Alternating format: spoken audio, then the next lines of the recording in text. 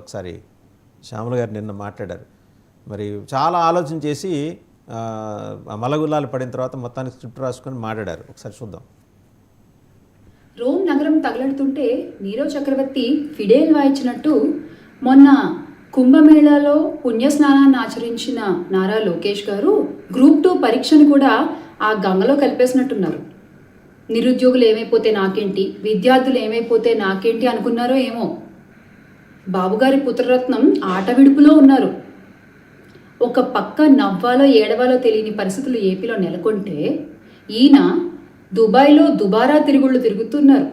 మన red book గారు, గౌరవ విద్యాశాఖ మంత్రి నారా లోకేష్ గారు ఒక గౌరవనీయమైన పదవిలో ఉండి, ఒక విద్యాశాఖ మంత్రిగా ఉండి, మీ శాఖలో ఇంత సమస్య ఉంటుంటే రోడ్ల మీదకి వచ్చి ధర్నాలు చేస్తుంటే దాన్ని చక్కదిద్దాల్సింది పోయి మీ వైఖరి ఎలా ఉందంటే అంగట్లో అమ్మ అంటే ఎవరికి పుట్టేవో బిడ్డ అన్నట్టుంది. రోమ్ నగరం తగలడుతుంటే రైట్ చూశారు కదా ఒకసారి నాగార్జున గారు. ఇప్పుడు సార్ ఒక నిమిషం, ఇప్పుడు నేను అనేది ఏంటంటే శ్యామల గారు ఎడ్యుకేషన్ గా ఎంత ఉన్నత చదువులు నాకైతే అవగాహన లేదు, కానీ నేను అనేది ఏంటంటే లోకేష్ గారిని విమర్శించడం కంటే దీనికి హైకోర్టులో కూడా ఈ విధమైన ఇలా చేస్తే బాగుంటుంది, ఇలా చేస్తే బాగుంటుంది ఒక ఎడ్యుకేషన్ మినిస్టర్ గారి చేత మాట్లాడిస్తే బాగుండేది. గారు నేను ఆవిడ మాట్లాడింది ఎందుకు చూపించాను అంటే ఒక స్క్రిప్ట్ ఎదురుగుండా పెట్టుకొని జాగ్రత్తగా పొల్లు పోకుండా కామాలు పురుషాపులు తప్పులు ఏమీ లేకుండా చదివారు ఆవిడ. చెప్పలా, అదేమీ ఇన్స్టెంట్గా వచ్చిందేమీ కాదు, చాలా ప్రిపేర్డ్గా వీడియో రిలీజ్ చేశారు. ఆవిడ కాన్సన్ట్రేషన్ అంతా లోకేష్ని విమర్శించడం మీదే ఉంది. సరే ఒకసారి నాగార్జున గారు.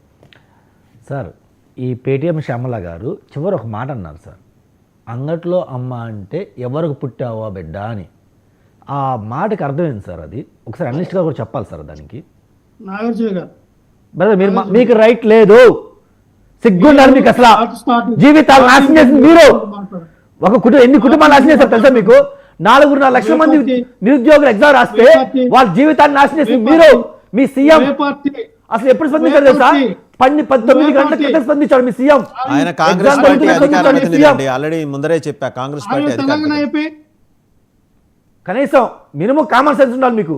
మీరు వచ్చి మళ్ళీ మాట్లాడుతున్నారు. మరి పేటీఎం కాదు మీరు, పేటీఎం కాదు మీరు, మీరు పేటీఎం కాదా? చిల్లర మోహన్ స్పోక్స్ పర్సన్ ఇస్తారు, నాకు అర్థం కాదు. ఏం మాట్లాడుతున్నారా మీరు? అసలు ఏం మాట్లాడుతున్నారు? మీరు ప్రెస్ మీట్కి వచ్చి మాట్లాడుతున్నారు. మీ అన్న ఎప్పుడు స్పందించారు? మీ అన్న ఎప్పుడు స్పందించారు? 3 రోజుల క్రితం స్పందిస్తే మీ అన్న ఎప్పుడు స్పందించారు? ముమ్మాడికి మీరు పేటీఎం బ్యాచ్, ముమ్మాడికి పేటీఎం బ్యాచ్. ఇందాక పెద్దలు చెప్తా 6 మంది సభ్యులు మీ గవర్నమెంట్ వేసింది. మరి మీ గవర్నమెంట్ వేస్తే మీరేం చేస్తున్నారు? ఈ రోజు బయటకు వచ్చి ఏం మాట్లాడుతున్నారు? సిగ్గుందా? కొద్దిగా సిగ్గుందా? కొద్దిగా సిగ్గుందా మీకు? చంద్రబాబు లోకేష్ చంద్రబాబు ఏందుకయ్యా వాళ్ళు సంకల్లాదరూ అర్థం కాదు. ఎవరి గవర్నమెంట్ రిలీజ్ చేశారు? ఎవరి గవర్నమెంట్ ఉన్నప్పుడు నోటిఫికేషన్ రిలీజ్ చేశారు? తప్పు ఎవరిది? తప్పు కాద్యం ఎవరిది? తప్పులు పెంచి పోషిస్తుంది ఎవరు? మీ ప్రభుత్వం, మీ ముఖ్యమంత్రి. మీరు గవర్నమెంట్ ఉన్నప్పుడు జరిగిన తప్పు ఇది. కనీసం మీ ముఖ్యమంత్రి బయటకు వచ్చి మేము తప్పు చేస్తాం, కనీసం మీరు సరిదిద్దుతుందని చెప్పాడు మీ ముఖ్యమంత్రి. అధికార ప్రతినిధి మాట్లాడినప్పుడు పేటీఎం బ్యాచ్ ఎలా మాట్లాడతాను? మరి ఆ పేటీఎం బ్యాచ్ కాబట్టి నాకు అర్థం కాదు. మాట్లాడింది ఎవరు పుట్టారు బిడ్డ అంట. ఏంటా మాటలు? ఏ మాటలు? మీరు మాట్లాడే తప్పుడు, మీరు మాట్లాడే తప్పులు కాదు, మేము చెప్పిన వాళ్ళు తప్పులు అంటారా? మీరు తప్పులు మాటలు మాట్లాడుతుంటే మేము ఎత్తి చూపించడం మీరు కోపం వస్తుందా? ఆపడవయ్యా. అసలు మీలాంటి వాళ్ళు అసలు మీరు ఎందుకు పెడతారు అర్థం కాదు. మీరే మీ ముఖ్యమంత్రి. చంద్రబాబు నాయుడు ముట్టిగారడానికి వచ్చారా? మీరేం అడుగుతారు? మీరేం అడుగుతారయ్యా? మీరేం అడుగుతున్నారు? ఆయన సంఖ్యలు అవుతున్నారు. మీరు ఆ సంఖ్యలు అవుతున్నారా? మీరు చంద్రబాబు నాయుడు గారు లోకేష్ గారు ముట్టుగారడానికి వచ్చారా? 4,63,000 లక్ష్మణ్ గారు మీరేం చేస్తారు? మరి వాళ్ళ జీవితాన్ని నాశనం మీరేం చేస్తారు? వాళ్ళ సంఖ్యలు అవుతున్నారా? మీరు కూడా అండి, మీరు దయచేసి మాటలు ఆపండి. లక్ష్మణ్ గారు సబ్జెక్ట్ స్పెసిఫిక్ గా ఉండండి. లక్ష్మణ్ గారు సబ్జెక్ట్ స్పెసిఫిక్ గా ఉండండి, అక్కర్లేని మాటలు మాట్లాడకండి. మీరు కూడా ఓకే సార్. మీరు సబ్జెక్ట్ ముఖ్యంగా ప్రభుత్వ పెద్దలు అంటున్నాను సార్. ముఖ్యంగా లోకేష్ కిరణ్ గారు ప్రభుత్వ పెద్దలు అంటున్నారు సార్.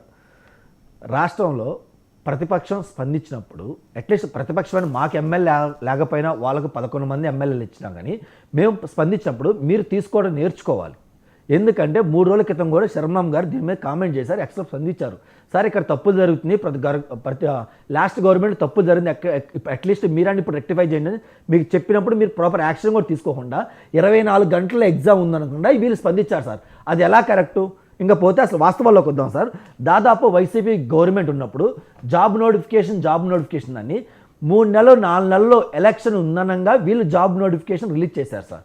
ఎప్పుడు రిలీజ్ చేశారంటే జనవరిలో జాబ్ నోటిఫికేషన్ రిలీజ్ చేశారు సార్.